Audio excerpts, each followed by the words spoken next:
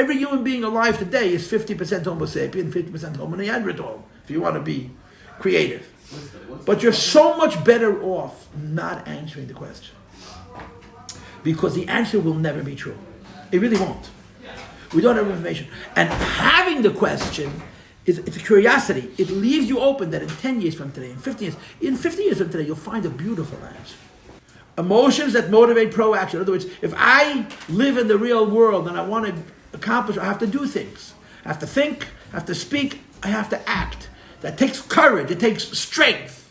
So netzach would be determination, hoid would be stubbornness, and yesod would be connectivity. We're going to be talking about each one of these emotions at length as we learn the Maimon inside. So appreciate, in a funny way, of course, we're doing review. Chagas is closer to Chabad than it is to Nihi.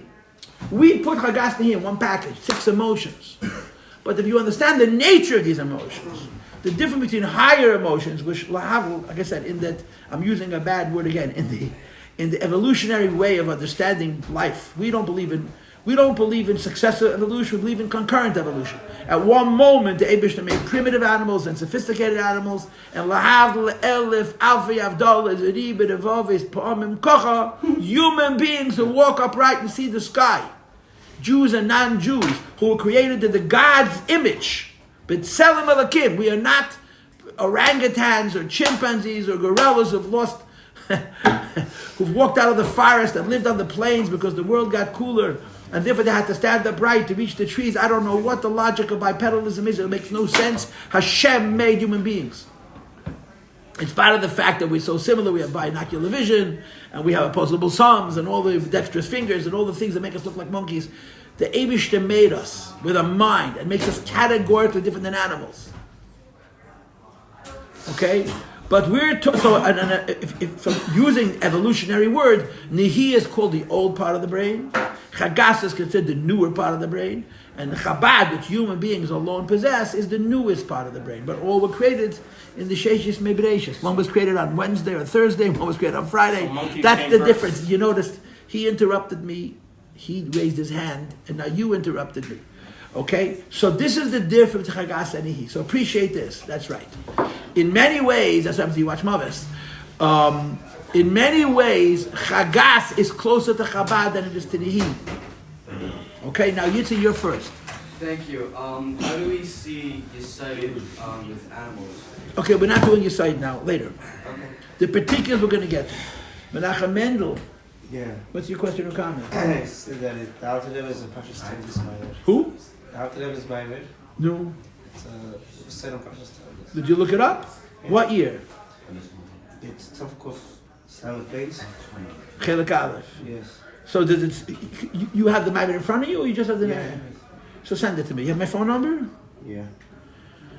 Okay. Shalom Ber, you're the next I'm sending you interrupter. the whole book. I was saying that the So tell me the monkeys page came for number. humans, so maybe we look like the monkeys don't look like us. You believe in evolution? What do you respond? I'm not responding. Do you know anything about evolution? Good. I don't know what that means either. Evolution is based Big Bang? on proof. Big Bang. I love when Olatedanik's talking. It's mamish I'm about. not Elatara. I'm an Olatedanik, but you sound like one. Listen carefully, Shalom Bey. Evolution is a theory that's based on many proofs. They probably put sense. You're interrupting me. It's based on many proofs, okay?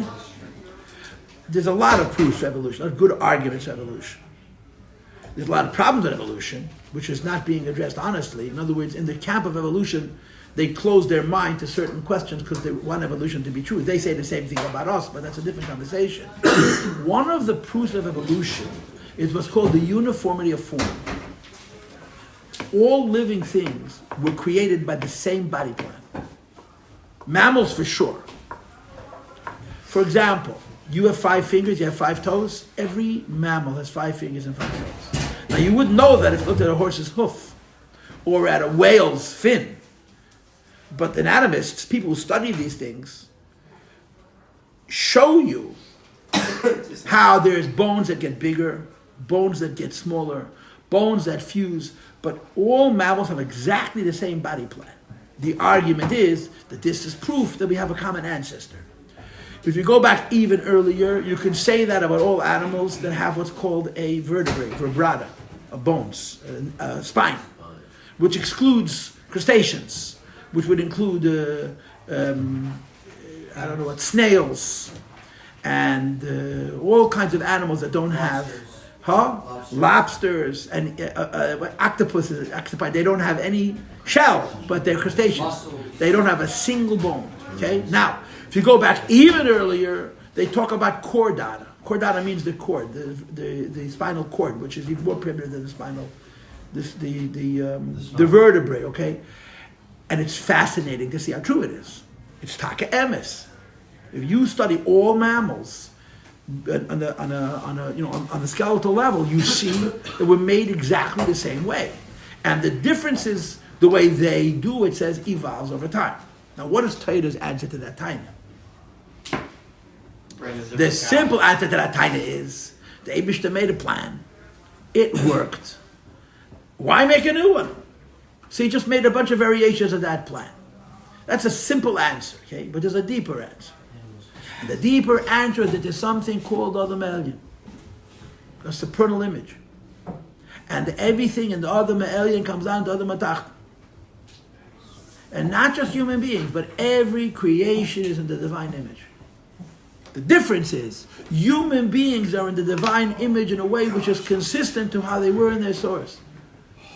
Animals, beginning with the great apes, and then continuing with the monkeys, and with the primitive monkeys, and then whatever it is, the tree shrew, and then lower and lower and lower and lower and lower and lower, and further and further away, until the gefilte fish walking on the trees, have the same body plan. So they say the same body plan because it evolved. We say the same body plan because it started from a mystical plan. They start from the Gashmi to the Ruchni. We go from the Ruchni to the Gashmi. So to answer your question directly, everything you said is true except for one thing. Adam was created last, but he's closest to the original image because the original image isn't a physical one. The original image is a Ruchni Yizdika one. The reason horses have the same number of bones as you and I do, even though they look very different, is because they are a distortion of Adam Elyon. And human beings are not. That's the answer to your question. Okay? Yeah. I should say Ashkoyach for asking the question. I never miss an opportunity to go off on a digression. Okay, Chavre, so does everyone of 81 and 82 clear? I need your attention. Shmuel, put away the phone. I want your attention 100%. Chagas is emotions that react to information. Love, fear. You know what the emotion of Tiferet is? Everybody says Rachman, but in Tanya chapter 9 it says joy. Joy. The emotion, the only place in Tanya, in Chassidus. I saw it in one moment in Vav, I think. In Tanya chapter 10, which is the Pedic, which is entitled War, it says that Tiferet is Simcha. There's no opposite in the midas. That's cool. It's the center. Like Chesed has an opposite, Right. Peretz doesn't. Okay, we'll get to that later in the mind. Okay, so the higher emotions react to the mind. The lower emotions motivate action. So they're very, very different. And you see this played out in animals. There are animals that have only a nihi. Many animals only nihi. Okay, we question how intelligent what they consider primitive animals are. You know which animal breaks that mold completely. The octopus is supposed to be profoundly stupid. It's supposed to be stupider than fish. Octopus? Yes. Very smart. They're incredibly smart. Very smart. They're outsmarting us. They literally laugh at us. And we know they're laughing at us. Yeah, they play us.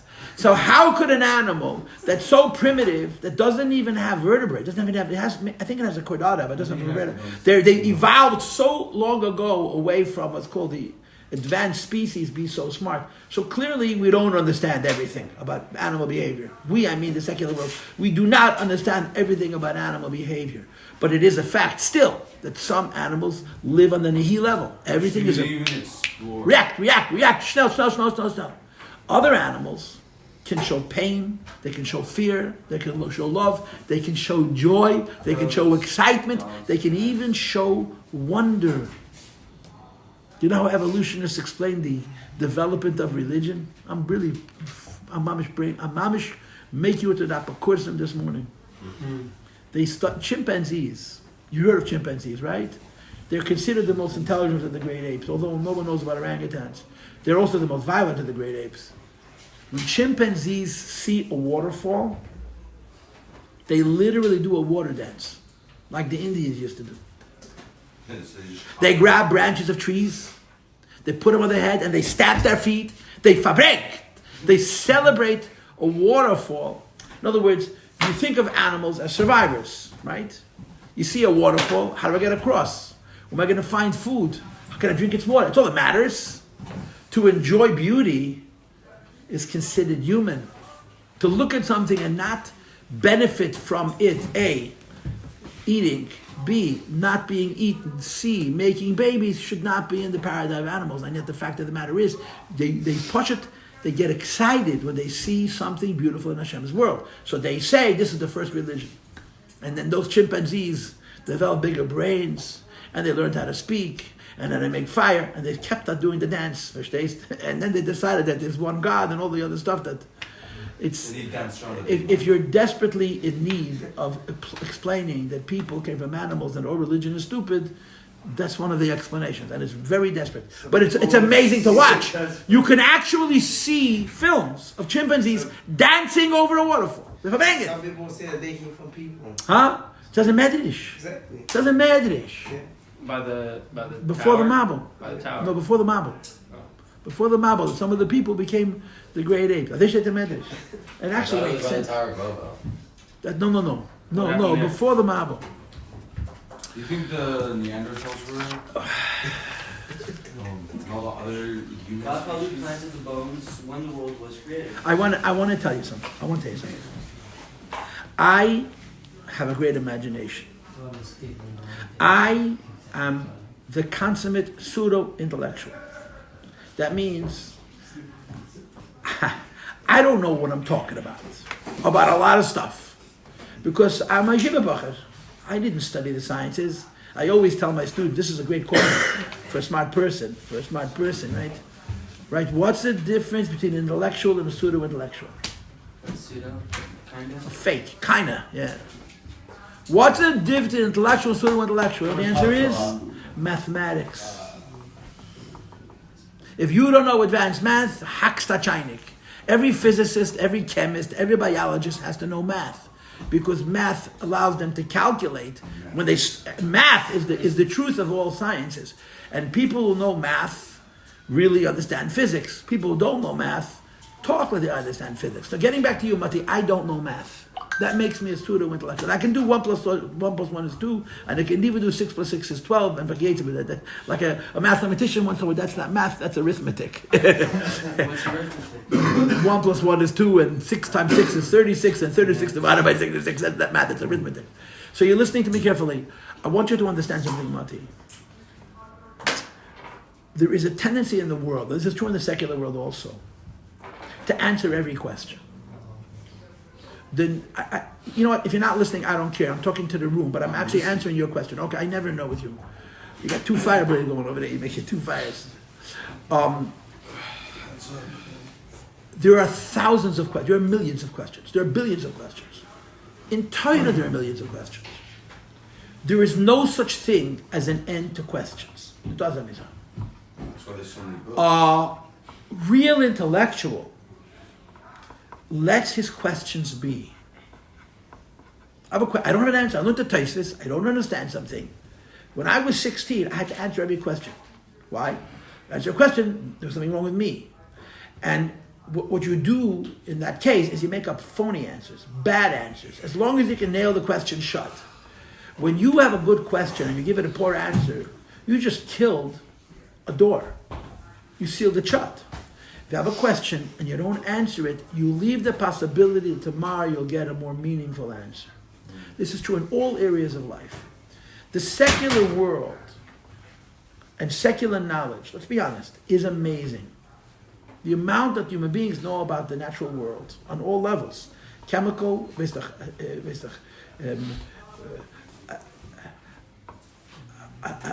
atomic, chemical, and biological, is extraordinary. It's unbelievable. We know so much. We know that there's so much more to be discovered. Compared to what there is to know, we don't even know the ratio of knowledge versus potential knowledge. 100 years ago, they thought that they're finished. But we now know how incredibly foolish that was. So now, let me talk to you. Okay, there is all kinds of questions about evolution and biology, and one of them is fossils, old bones, and there's all kinds of fossils. One of the distinct grouping of fossils are what they call Homo. That means human beings, and there's all kinds of different human beings. We're called Homo sapiens, and there's all kinds. And one of them is the Neanderthal. Okay. I can guess what Neanderthals are. You can guess what Neanderthals are. The scientists are going to tell you that they lived 50,000 years ago. They constantly come up with more and more proof that we're actually very closely related. In other words, for a long time, they thought of Neanderthals as being stronger than us, much stronger than us, but stupider than us. And that we replaced them using our superior intelligence, right? But there's an enormous amount of evidence that we interbreeded. We had babies together. We're all Chatzi Neanderthal and Chatzi Homo sapien. Or to give it to you very straight, Noach was a grandson of Shes, but Mrs. Noach was a granddaughter of Cain. Every human being alive today is 50% Homo sapien, 50% Homo Neanderthal, if you want to be creative. But you're so much better off not answering the question. Because the answer will never be true. It really won't. We don't have information. And having the question, it's a curiosity. It leaves you open that in 10 years from today, in 50 years from today, you'll find a beautiful answer. One of the art of using your mind is not finishing everything. In the secular world, they find another bone, it proves another thing, and then they rewrite the history of humankind, or the whole history of dinosaurs. Then 5 years later, they find another bone, they rewrite it all. They have found fish alive that should have died out 300 million years ago, swimming in Asia. They found those fish. Now wait, it became a big problem. Evolution was just debunked. No, they survived. They figured it out. They have this need to answer every question, and it's a flaw. It's a flaw. We're far better off. You speak to any scientist, or real scientist, in his own field. 50% of the questions you ask him, they say is, we're not sure. And you get so frustrated. I don't understand. Everybody's so sure. What's the answer? They're sure because they don't know nothing. I know, and therefore I'm not sure. In every field of physical science, this is true. In other words, a person who doesn't believe in God, and he's for sure there's no God, his proof is not from his field of science. It's from the other fields of science. Because in his own field, he knows how much we don't know. This is a very profound lesson. We all want to make things simple and easy. It ain't. Torah is emes. Moshe Rabbeinu is emes. Sinai is emes. You know what my proof is? I saw the Lubavitcher Rebbe. That's my proof.